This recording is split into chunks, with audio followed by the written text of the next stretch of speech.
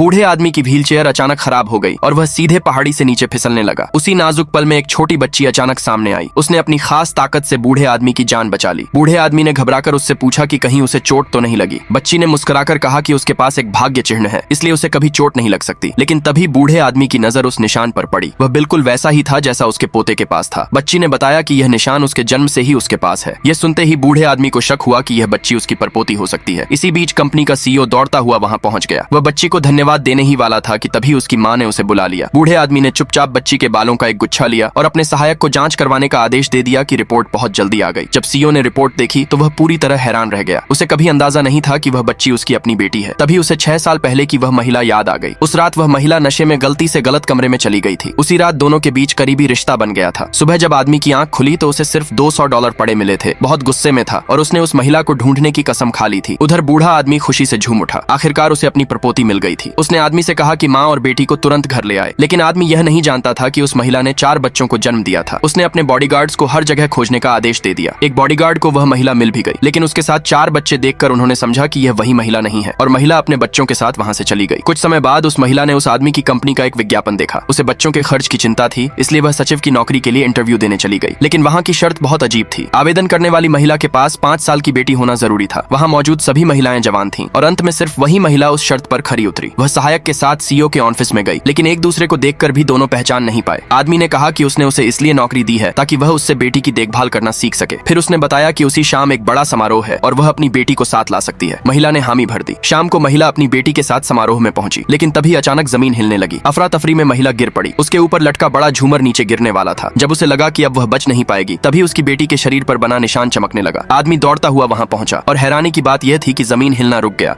और महिला सुरक्षित उठ खड़ी हुई।